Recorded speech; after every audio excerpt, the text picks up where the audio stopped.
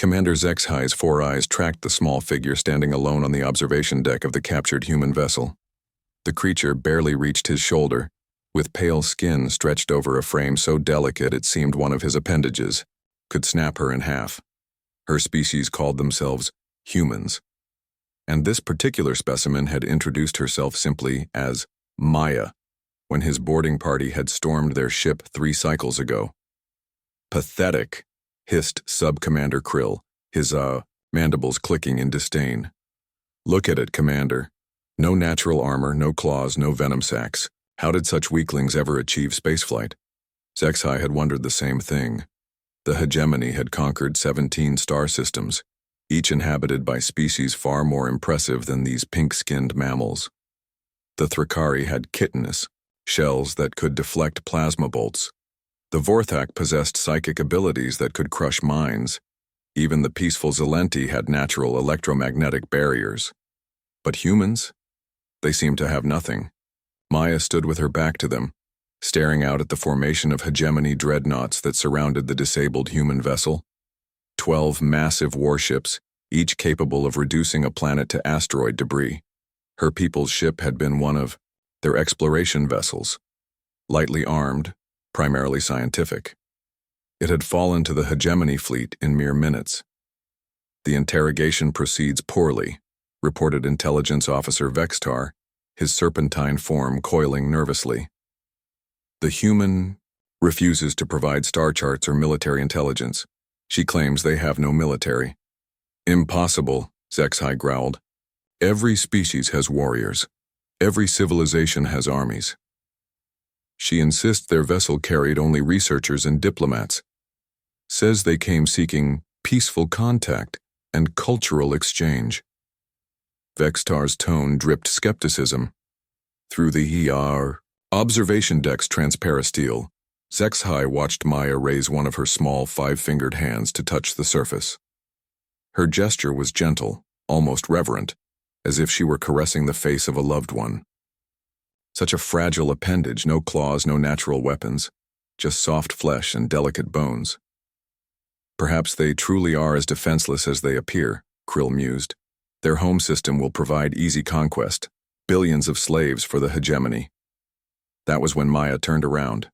Her eyes, those strange forward-facing organs with their unsettling range of motion, fixed directly on Zexhi through the observation deck's viewing portal. For a moment that stretched like a held breath, human and alien regarded each other, across the void of space and species. Then she smiled.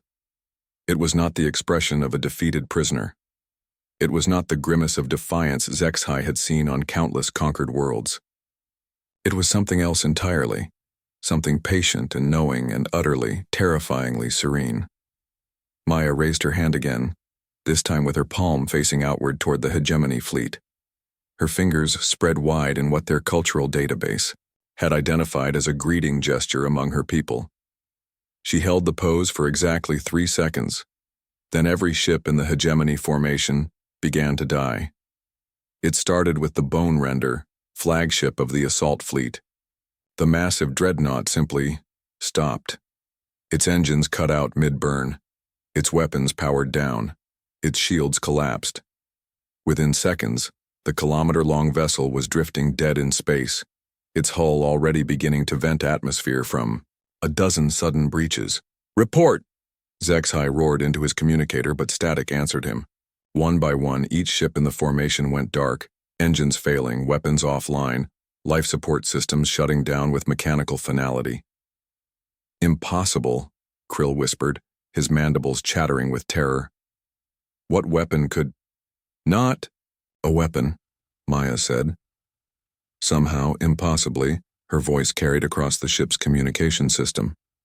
Every speaker, every console, every electronic device capable of producing sound had become her voice. She stood on the observation deck, hand still raised, speaking as calmly as if she were discussing the weather. "You asked how we achieved spaceflight without natural armor or claws," she continued. "The answer is simple. We didn't need them. We had something better." Through the viewing portal, Zexhi could see her clearly now. The pale skin, the soft features, the delicate frame that had seemed so vulnerable. But her eyes, those forward-facing binocular organs, held depths that suddenly seemed vast and ancient and utterly alien. "We had each other," Maya said. "And we had curiosity. Do you know what happens when you give curious creatures opposable thumbs and 10,000 years to think?" The void cleaver exploded in a silent flash of white light. The Death's Edge began spinning uncontrollably as its navigation systems turned against it. One by one, the most feared warships in the galaxy were being systematically dismantled by an enemy they couldn't see, couldn't fight, couldn't understand. "Every signal you've transmitted," Maya explained, her voice eerily calm. "Every scan you've run, every system you've accessed, you've been talking to us, telling us exactly how your technology works, showing us every vulnerability, every weakness, every critical system." Zexhi's blood went cold. "The communication arrays. We've been inside your network since the moment you made contact," Maya confirmed. "Humans are very good at making friends, Commander, even with machines. Especially with machines that were never taught to be suspicious of a friendly inquiry from a curious organic mind." The last functional dreadnought, the Eternal Suffering, tried to retreat. Its engines fired at maximum burn, attempting to reach jump distance. Instead, it began accelerating directly toward the nearest star. Its navigation systems locked on a collision course no living crew could override. "Your mistake," Maya said, finally lowering her hand, "was assuming that the deadliest predator looks like a predator. But the most dangerous hunters in any ecosystem are the ones that look harmless right up until the moment they strike." She turned back toward the viewing portal, back toward Zexhi's horrified gaze. The smile never left her face. "Welcome to Earth's neighborhood," she said softly. "We've been expecting you."